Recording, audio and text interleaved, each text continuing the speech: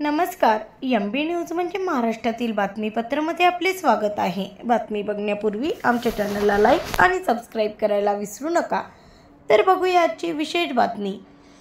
चिखलदरा तालुक्यातील सिमोरी गावातील 22 दिवसाच्या बाळाला गावातील भोंदूबाबा भूमकाने गरम विडा तापवून 65 वेळा चटके दिल्याचा धक्कादायक प्रकार उघडकीस आल्याने खळबळ उडाली आहे. त्यामुळे पुन्हा एकदा अतिदुर्गम मेळघाटा अंधश्रद्धेचा कळस पाहायला मिळत आहे. या प्रकारामुळे 22 दिवसीय बाळाची प्रकृती बिघडल्याने त्याला नातेवाईकांनी सिमोरी गावावरून हातरू प्राथमिक आरोग्य केंद्र येथे नेण्यात आले होते. मात्र बाळाची गंभीर प्रकृती पाहता येथून या बाळाला अमरावती जिल्हा स्त्री रुग्णालयात रेफर केले आहे. सध्या या बाळावर अमरावतीच्या जिल्हा स्त्री रुग्णालयात उपचार सुरू आहे. बाळाला श्वास घ्यायला त्रास होत होता म्हणून बाळाच्या नातेवाईकाने भोंदूबाबाकडे नेऊन बाळाला गरम चटके दिले. बाळाच्या हृदयाला श्वास घ्यायला त्रास होतो, त्याची प्रकृती चिंताजनक आहे अशी माहिती डॉक्टरांनी दिली. दरम्यान या घटनेने मेळघाटातील आदिवासीचा अजूनही आरोग्य यंत्रणेवर विश्वास नसल्याचं स्पष्ट होत असून मेळघाटातील आदिवासी अजूनही अंधश्रद्धेच्या आहारी जात असल्याचे दिसून येत आहे. ब्युरो रिपोर्ट MB न्यूज महाराष्ट्रातील बातमीपत्र अमरावती. काय झालं त्याला? तो बाळ कालच आपल्याकडे आला आहे. 21 दिवसांचा बाळ आहे तो. त्या बाळाला श्वास घ्यायला त्रास येत होता. पहिले तो बाळ अचलपूरला गेला, तो SDH अचलपूरला. तिथून तो बाळ आपल्याकडे पाठवण्यात आला. ठीक आहे, प्रकृती गंभीर असल्यामुळे बाळाला सध्या श्वास घ्यायला जास्त त्रास होतो आहे. आपण जेवढं आपण तपासणी वगैरे केली आहे बाळाची, आपल्याला त्याच्यातून वाटत आहे बाळाला काही हृदयाचा त्रास आहे, म्हणजे हृदय व्यवस्थित बनलेला नाही आहे. ठीक आहे, त्याप्रमाणे आपण नाही का बाळाची आता 2D इकोचा एक रिपोर्ट काढूया. त्याप्रमाणे बाळाला जे त्रास असेल त्याच्यासाठी आपण नाही का उपचार सुरू करूया आपल्याकडे.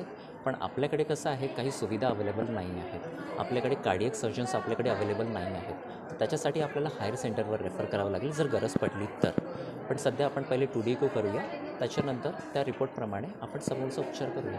त्याला चटके दिले ते नेमके त्याच्यावर उपचार आहे का श्वासाचं नेमकं? नाही, ते कसं आहे, जे चटके दिले आहेत ते त्यांना वाटलं की त्याच्यामुळे नाही का बाळाची जी कंडिशन आहे ती व्यवस्थित होईल. पण बाळाला जे त्रास होतो आहे तो हृदयाचा त्रास आहे. हृदयाचा त्रास असल्यामुळे बाळाला नाही का सर्जरीची पण नाही का ट्रीटमेंट लागू शकते. ते आपल्याकडे सध्या अवेलेबल नाही, सुविधा अवेलेबल नाही आहे. तर जर तसं काही गरज पडली तर आपण हायर सेंटरला त्याला पाठवूया. त्याचा काही त्रास होत नाही आहे त्याला. ठीक आहे, ते तर फक्त नाही का थोडंसं कसं आहे, बर्न म्हणू शकतात किंवा चटके म्हणू शकतात, सुपरफिशियल आहेत ते.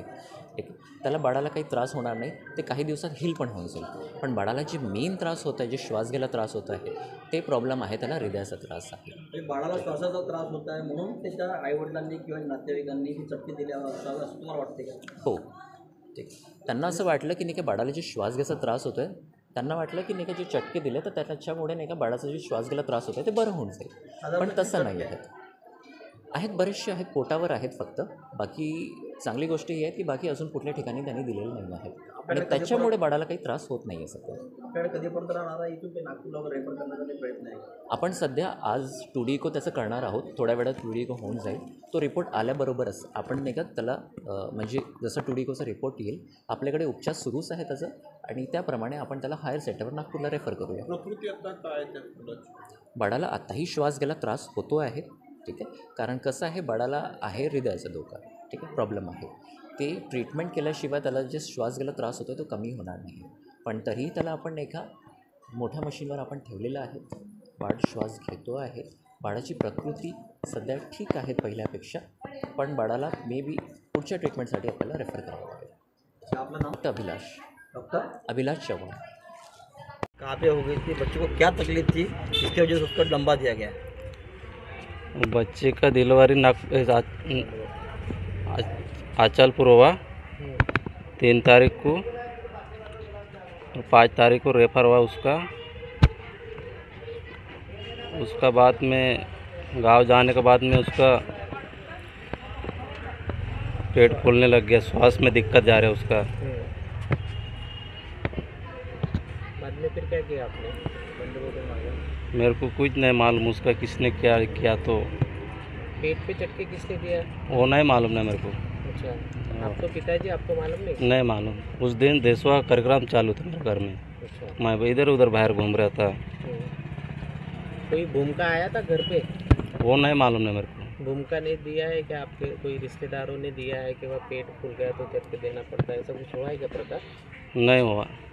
फिर कब मालूम गिरा ये दिया डब्बा? चक्के दिया सोमवार को। ये सोमवार को? हाँ कल? नहीं अभी गए सोमवार। गए सोमवार। हाँ फिर उसके बाद में दवाखाना डायरेक्ट लेके आया, किसने दम दिया करके। आपको मालूम ही नहीं किसने दिया? नहीं मालूम। अभी तबीयत कैसी है बच्चे की? अभी ठीक है। क्या नाम आपका? राजू दिकर।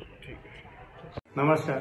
चिखलदरा तालुक्यातील सिमोरी गावामध्ये 22 दिवसाच्या बाळाच्या पोटावर 65 वेळा चटके दिल्याचा प्रकार समोर आलेला आहे. या प्रकाराला तेथील प्रथेनुसार डम्मा असे म्हणतात.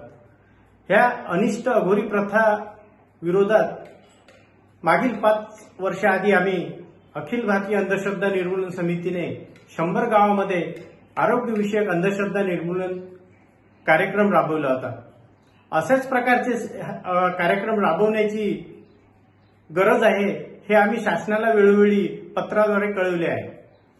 15 दिवसात 2 तारखेला 2 फेब्रुवारीला जिल्हाधिकारी जे जिल्ह्याचे पीआयएमसी जे जादूटोणा विरोधी कायदा समिती आहे त्या समितीचे जिल्ह्याचे अध्यक्ष हे जिल्हाधिकारी आहेत, सचिव सहाय्यक आयुक्त आहेत. यांना 2 फेब्रुवारीला आम्ही असे प्रकारचा कार्यक्रम मेळघाटामध्ये राबवण्याची गरज आहे असे पत्र दिलेले आहे. परंतु शासनाचे उदासीन धोरण आम्हाला यामध्ये दिसते. अशा प्रकारांना आळा घालण्यामागे शासनाला आम्ही सदैव तत्पर आहे साथ देण्यासाठी, मदत करण्यासाठी. धन्यवाद.